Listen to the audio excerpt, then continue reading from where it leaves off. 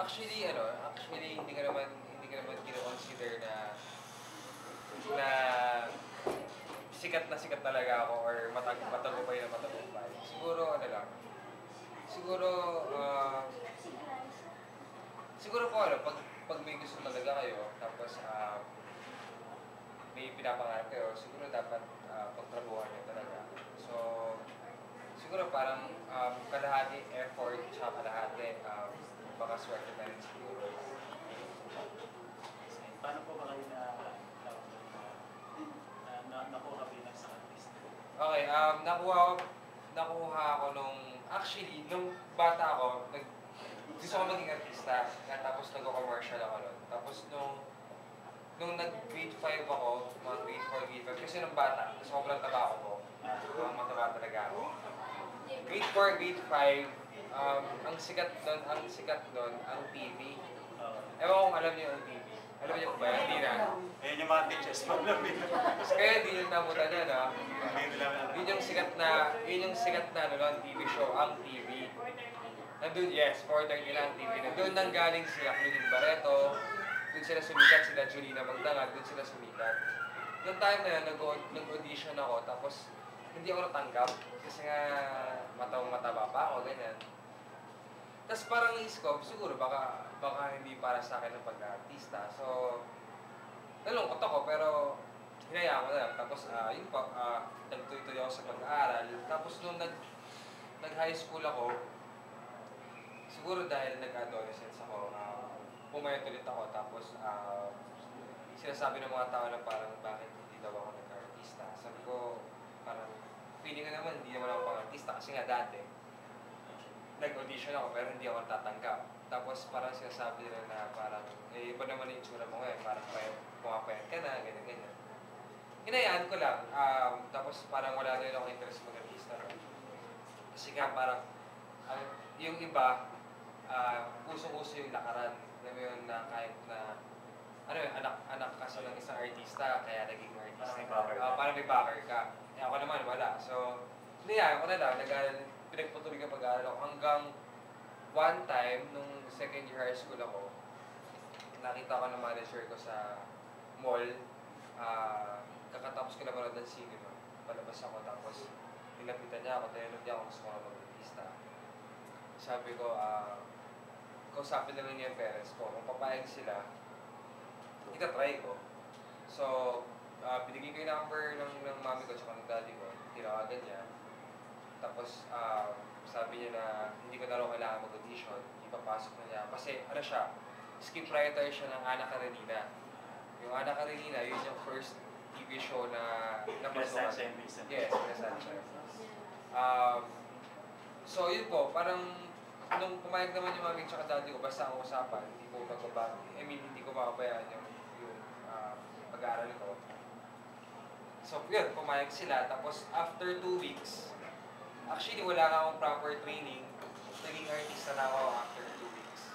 Nagkaroon yun, pinasok niya ako agad sa Ana Karenina. Tapos yun, nagtuloy-tuloy na. So yun po kasi yung talaga po natin dito yung habang nagtatrabaho ka, habang nag-aaral. So yun yung gusto namin talaga makita. Yung bang nababalance mo yung pag-aaral sa kanya mo, nagtatrabaho sa sa pamilya mo. So at least hindi nyo naman nasira yung pag-aaral niya sa pag-aaral. Hindi po.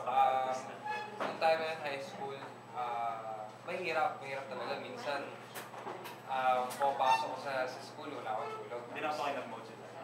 Hindi. Kasi US na po ako yung regular school. So, minsan papasok ko talagang inaantok ako. Minsan pag hindi ko kaya, sinasabi ko sa teacher ko, baka pwedeng punta na ako sa clinic, doon ako matutulog. Minsan, pumapayag ka? Pumapayag naman, naiintindihan naman nila. Pero most of the time, yun nga, talagang pipilitin mo talagang pumasok.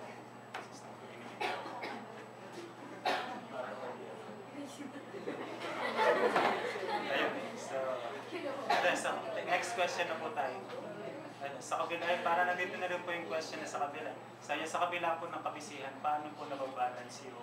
Kasi napansin ko na po mukhang maayos na po yung sa pamilya ninyo na yung work. Paano niyo po nababalance yung sa pamilya naman po ninyo sa trabaho? Yung oras, pag wala po akong bahay. Tapos mag-gym ako, tapos bahay na ulit. So, may time pa rin ako na ano. Or minsan, pag hindi po ako mag-gym, magbabasketball ako kasama ng mga kapatid ko. So, Kasi di ba, parang ano yun, di ba? Nagtatrabaho sila, tapos ako na sa pamilya. So at least kayo na po maayos na po sa pamilya. Kung hindi, ito po yung question na to. Halimbawa, hindi po kayo artista ngayon, po kaya yung kalagayan ninyo? kung hindi ako artista, hindi ko alam. Actually, hindi ko talaga alam. Pero siguro siguro nasa advertising company ako. Siguro nag-office ganyan. Nasabi nga po sa akin ni ate kanina na tapos po kayo ng business management. So na-balance yun ako po yun. Yun po, talaga nag-mood-sila ako. Ayun time was college ako. Mahirap. Mas madali kasi nasanay ako dun sa regular school na mahirap. 7 questions na lang po. So sa ngayon po, ano na po yung, sa tingin niyo yung greatest achievement na nagawa natin? Greatest achievement? Greatest achievement na narating ko? Siguro masasabi ko lang na although lahat naman ng artista gusto magkaroon ng award. Nagkaroon po ako ng nomination, pero hindi po ako napalad na manalo ng Best Actor Award. Pero na-nominate po ako. And siguro po kino-consider ko rin na achievement yung nag-stay ako sa larangan ng showbiz ng hanggang ganitong katagal. Kasi from my time hanggang ngayon, ang dami na artista na bago eh. Ang dami talagang bago. Dati nung alas makikita mo sa Dora. Yes. Tsaka yung mga kasabay ko po nun, konti na lang nag-stay sa show business. Ang natira na lang, kasi ang kasabay ko si Ding Dong. Si Ding Dong na lang, tapos wala na sila Antoinette, wala na yung iba. Si Ding Dong, tsaka si Ann Curtis na lang ang nasa showbiz pa. So, siguro yun na yung isa sa masasabi ko ng achievement ko na tumagal ako sa showbiz. Kasi yung iba, ayun nasabi mo kanina. Tapos yung iba nawawala na rin sa... Iba po. Kasi mahirap mag-stay sa showbiz eh. Mahirap.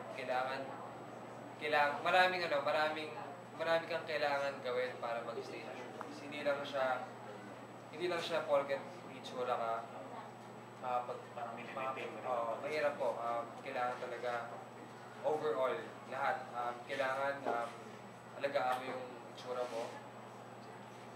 Kailangan marunong ko talaga umarte. Tapos kailangan gusto mo talaga yung trabaho mo. Kailangan passion mo talaga yun. So lalo na po ngayon, marami pong... Lalo na ngayon, madaming artista na pumapasok. So kailangan search for artists. Number 5 po tayo. So ano pa po yung mga nais ninyong magawa?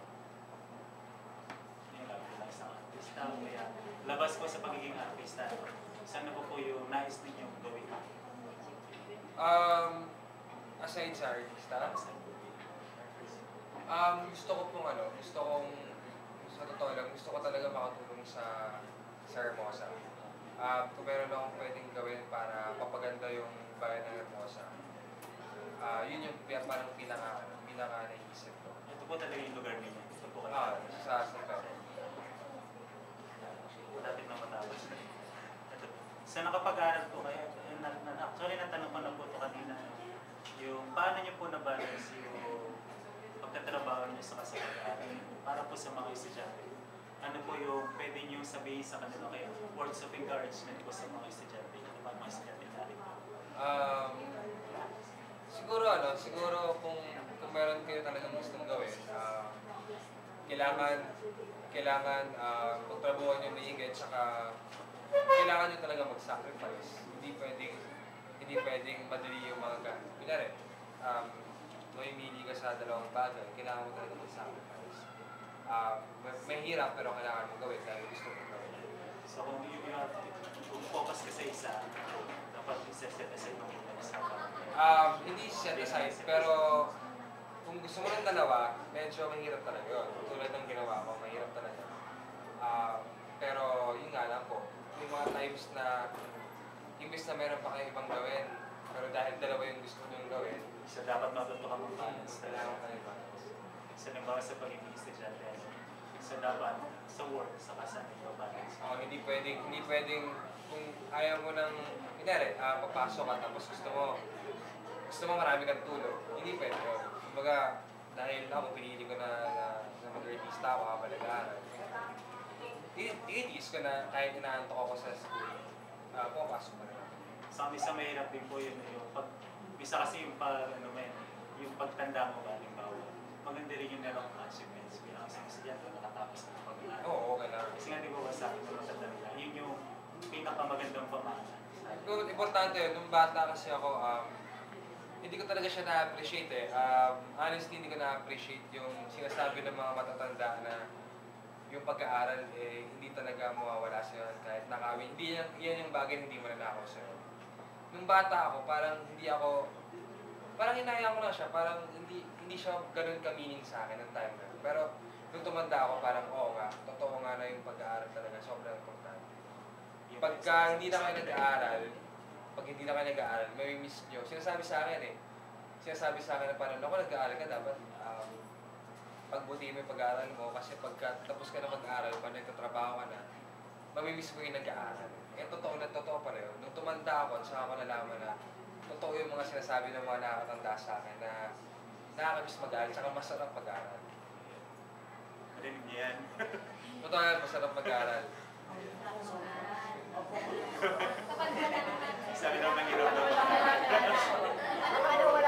Siguro mga after 15 years, maalala nito sinasabi ko, sabihin niyo sarili niyo na tama yung sinasabi. Sabi nga sa kanila, it is better to face the hardship of education than the failure. Saka masarap kasi yung mga barkada ko na maluloko nung college, nung high school nung college. Pag nag-uusap kapatid ko kantuan kami, gusto nilang bumalik ulit nung high school sila eh. Tsaka nung college. Gusto nilang baguhin yung nangyari. Gusto nilang mag-aaral ulit. Yung isa various namin sinabi ko sa kanila na tanungin mo yung matatanda ngayon na hindi nag-aaral. Totoo yun, totoo. So kapag tinanong mo sila, ano yung pag bumalik ka na yung gusto mong balikan, no? Sasabihin nila, sana nag-aaral. Totoo yun.